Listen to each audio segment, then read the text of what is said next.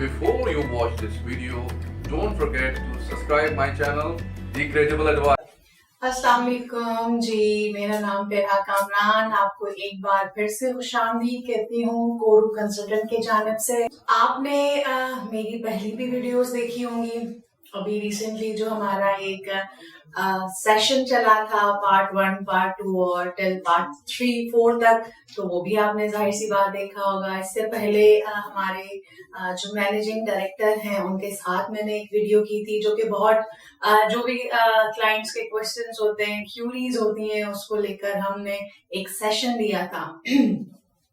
अच्छा, अभी आज मैं जिसके लिए आप सब लोगों के साथ मुखातिब हो रही हूँ वो है लाइक एक तो फर्स्ट सबसे पहले तो हम यूएस को कवर करेंगे।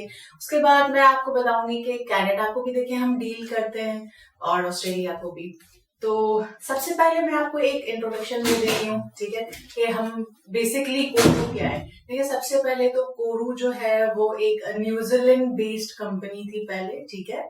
न्यूजीलैंड में हम रजिस्टर्ड थे, फिर न्यूजीलैंड से हमने यहाँ पे शिफ्ट किया, तो अल्हम्दुलिल्लाह 12 साल से हम यहीं पे काम कर रहे हैं और मुझे यहाँ पे माशाल्लाह से 8 साल हो गए अल्हम्दुलिल्लाह। मैं यहीं पे सर्विंग कर रही हूँ।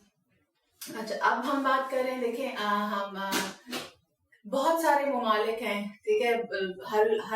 हर क्लाइंट की जो है ना किसी की कोई विश होती है कि वो यूएस को टच करे, कोई ऑस्ट्रेलिया के लिए, कोई कनाडा के लिए और डिफरेंट। बाकी हम जिस कंट्रीज को डील करते हैं उसमें से मैं आपको बताती चलूं, सबसे पहले तो यूएस है, फिर हम करते हैं कनाडा को भी, ऑस्ट्रेलिया को भी। तो मैं आपको अभी एक जस्ट शॉर्ट इंट्रोडक्शन दूंगी सबके, जिसमें ऑस्ट्रेलिया है, कनाडा है और जो है वो यूएस है, ठीक है। अच्छा, अभी बताती चलूं मैं आपको। सबसे पहले ऑस्ट्रेलिया देखें, ऑस्ट्रेलिया भी हम डील कर रहे हैं, जिसकी 3 क्लास को हम डील कर रहे हैं। ऑस्ट्रेलिया की सब क्लास 189 है, जिसमें इंडिपेंडेंट, ठीक है, आप you are like feel free to work anywhere, ठीक है। उनकी किसी भी स्टेट में काम कर सकते हैं, बट उसका एलिजिबिलिटी क्राइटेरिया इज डिफरेंट, ठीक है। उसके बाद आता है सब क्लास 190, ठीक है। उसमें क्या होता है कि वो आपको प्रोविंस, स्टेट नॉमिनेशन देता है, लेकिन आप for the certain time period आप उसी स्टेट के लिए और उसी प्रोविंस के लिए बाउंड हो जाते हैं, ठीक है। उसके बाद आता है रीजनल, ठीक है। रीजनल में क्या होता है कि आप रीजनल के लिए ही बाउंड हो जाते हैं। वो उनके लिए जो सब क्लास 189 और 190 के लिए अपने पॉइंट्स को कवर अप नहीं कर पाते, ठीक है। तो रीजनल उनको जो है ना कुछ पॉइंट्स का एडिशन देके उनको अपने पास बुलाते हैं। अगेन उसके लिए भी आप बाउंड हो जाएंगे, ठीक है, फॉर सर्टेन टाइम पीरियड। तो बाकी उसके बाद आप कहीं पे भी मूव कर सकते हैं, जो भी आपका उनके पास बाउंडिंग का टाइम होता है उसको कंज्यूम करने के बाद। अच्छा, अभी आते हैं हम कनाडा की तरफ, ठीक है। कनाडा देखें, कनाडा भी आपको पता है सबसे पूरा जो एक उनका बड़ा प्रोग्राम है, दैट इज एक्सप्रेस एंट्री, ठीक है, जो कि हर महीने में उनका ड्रॉ चलता है और उसके बाद फिर आते हैं जो पीएनपी होता है, प्रोविंस आपको नॉमिनेशन देता है। फिर दूसरे जो उनके प्रोविंसेस हैं, ठीक है, उनकी अलग अलग स्ट्रीम चलती है, जिसमें नोवा स्कोशिया है, ठीक है, सस्कैचुअन है, बाकी सारे। इनकी भी एलिजिबिलिटी क्राइटेरिया जो है ना वो डिफरेंट है, ठीक है। हर किसी प्रोग्राम के लिए आपको डिफरेंट पॉइंट्स को मीट करना पड़ता है, ठीक है, ये सारी चीजें होती है। अच्छा, अब हम आते हैं अपने यूएसए पे, ठीक है। यूएसए देखें, इससे पहले तो बहुत ही मुश्किल था। जहां तक हम बात करें ऑस्ट्रेलिया और कनाडा की, तो इनसे जो है कुछ बहुत ज्यादा लाइक इनका इमिग्रेशन या वीजा हो या वर्क परमिट हो, कोई भी किसी भी चीज को लेने में, किसी भी इमिग्रेशन या विजिट वीजा या वर्क वीजा को लेने में बहुत ही डिफिकल्ट और स्ट्रगल के बाद मिलता था। अच्छा, अभी उन्होंने एक प्रोग्राम को इंट्रोड्यूस करवाया था, जो कि हम अभी भी करंटली जिस पे हम वर्किंग कर रहे हैं, वो है EB2 NIW, ठीक है। आपने सुना होगा EB2 का, वही देखें कोरू, अगर आप देखेंगे तो कोरू का सबसे नाम ऊपर है इस प्रोग्राम के हवाले से। और वो क्यों है? क्योंकि हम पाइनियर हैं इस प्रोग्राम के। अच्छा, इसमें दूसरी बात ये मैं आपको बताती चलूं, देखिए बहुत ज्यादा जो लोग आते हैं ना वो आते हैं कि हम एलिजिबल हैं या नहीं हैं। अच्छा, हम एलिजिबल हैं तो फिर आप हमें बताएं। देखिए, हम जो एक काम करते हैं वो पूरा एक ट्रांसपेरेंट काम होता है। ट्रांसपेरेंट इन द सेंस कि हम आपको यूएससीआईएस की ऑफिशियल लिंक जो है वो शेयर कर रहे हैं। आप उस पर अपना एलिजिबिलिटी क्राइटेरिया चेक कर सकते हैं कि आप एलिजिबल हैं या नहीं है, ठीक है। और बाकी जो उनकी क्या फॉर्मेलिटीज। अच्छा, इसमें देखें, सबसे अच्छी बात, अगर कनाडा और ऑस्ट्रेलिया को देखेंगे तो उसमें आपको आइल्स की जरूरत होती है, ठीक है।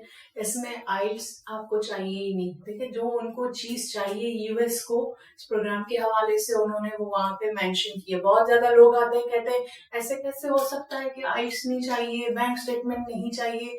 देखिए जी, जो उनको चाहिए उन्होंने वहां पे वो अपनी वेबसाइट पे मेंशन किया हुआ है, ठीक है, कि एजुकेशन क्या रिक्वायर्ड है, ठीक है। फिर उसके बाद एक्सपीरियंस क्या रिक्वायर्ड है। अच्छा, जहां तक बात है एलिजिबिलिटी क्राइटेरिया की, वो आपको भी पता होगा, ठीक है, कि इसके दो सब कैटेगरीज हैं। सबसे पहले एडवांस डिग्री है, ठीक है। एडवांस डिग्री में वो आते हैं जिनके पास एडवांस डिग्री हो इक्वलेंट टू यूएस है, ठीक है।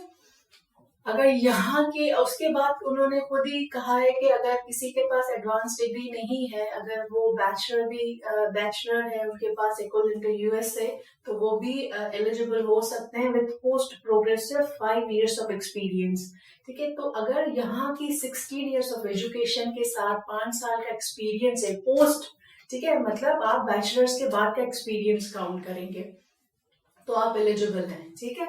अगर एडवांस पे जाते हैं, देखें, अगर यहाँ की हमारे पास 18 साल की एजुकेशन है तो they will definitely consider you as a advance degree holder, ठीक है। तो उसके लिए 5 साल का एक्सपीरियंस रिक्वायर्ड नहीं है।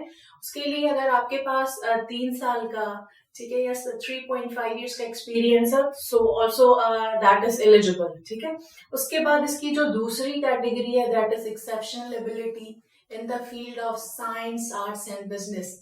अच्छा, ये एक्सेप्शनल एबिलिटी पे भी लोग जो है वो क्वेश्चन अपने रेज करते हैं कि ये तो उसमें वो लोग फॉल करते हैं जिनके पास कोई जो है ना एक्सेप्शनल एबिलिटी के हमला हो, जो मतलब बहुत ज्यादा एक्स्ट्रा ऑर्डिनरी हाईली प्रोफाइल हो। तो वो देखिए, उन्होंने खुद ही अपने एक्सेप्शनल एबिलिटी का जो क्राइटेरिया है उसमें उन्होंने खुद ही 7 क्राइटेरिया दिए हैं, ठीक है। उस 7 में से अगर आप किसी भी 3 को मीट करते हैं तो you are eligible for exceptional ability, ठीक है। तो 7 सबसे पहले तो उन्होंने खुद कहा है कि आपका एजुकेशन जो है वो, ठीक है, उसका सब्सटेंशियल मेरिट आप शो करें। उसके बाद फिर आता है कि आपकी salary should be a command salary, जो हमारी एक एवरेज यहाँ पे सैलरी है उससे 3 गुना ज्यादा होनी चाहिए।